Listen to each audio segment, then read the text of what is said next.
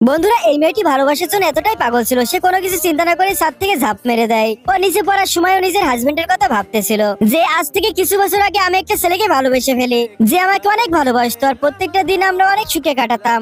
এরপর ওরা দুজন একে অপরের হাতে নিজের নামও লিখছিল। আর এরকম এত সুন্দর ভালোবাসা ও জীবনেও পায়নি। আর ঠিক তখনই ও বিল্ডিং থেকে নিচে পড়ে মারা যায়। আর তখন ইমরানের অ্যাসিস্ট্যান্ট জানলা থেকে দৃশ্য দেখে ফেলে। তখনই বলে, বস, আপনার ওয়াইফ ছাদ থেকে লাফ মেরে দিয়েছে। কিন্তু ইমরান ওর কথা বিশ্বাস করে না। এজন্য অ্যাসিস্ট্যান্ট রাগান্বিত হয়ে চিল্লিয়ে বলতে শুরু করে দেয়, আমি সিরিয়াস ভাবে বলছি, ফান করছি না। বস ওর এরকম ভাবে কথা বলতে দেখি ঘাবড়িয়ে যায়। আর ও তৎক্ষণাৎ নিজের ওয়াইফের কাছে ফোন লাগায়, কিন্তু ওর ওয়াইফের ফোন তো সুইচ অফ দেখাচ্ছিল। এরপর ইমরান যখন সিসিটিভি চেক করে, ও দেখতে পায় ওর ওয়াইফ বিল্ডিং এর সব থেকে টপ ফ্লোরে যেতে শুরু করে দিছে।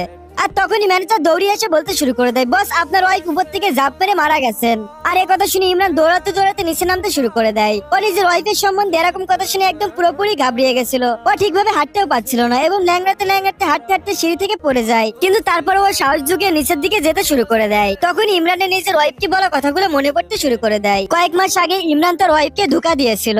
রিমা কাঁদতে কাঁদতে বলছিল, তুমি আমাকে ছেড়ে যেও না, আমি তোমাকে অনেক ভালোবাসি। আর তখন ইমরান রাগের মাথায় বলছিল, তুমি যদি আমার বিল্ডিং এর টপ ফ্লোর থেকে নিচে পড়ে যাও তাহলে আমি হয়তোবা তোমাকে ভালোবাসতে পারি। ঠিক তখন ইমরান সিঁড়িতে নিচে নামতে নামতে পড়ে যায়, আরো বেহুশ হয়ে যায়। নিজের হাজবেন্ডের থেকে ধোঁকা খাওয়ার পরও নিজের হাজবেন্ডের শেষ কথাটা মানে, আর কোম্পানির সব থেকে টপ ফ্লোর থেকে ঝাঁপ মেরে নিজের জান দিয়ে দেয়। এরপর ইমরানকে হসপিটালে ভর্তি করা হয়। আর সত্যি রিমা চলে যাওয়ার পরে ইমরান এখন রিমার ভালোবাসার মূল্য বুঝতে পারছে। কিন্তু আফসোস, ওর ওয়াইফ পৃথিবীর মায়া ত্যাগ করে দুনিয়া ছেড়ে চলে গেছে। ইমরান ওর ওয়াইফের সাথে দেখা করার জন্য ছটফট করতেছিল।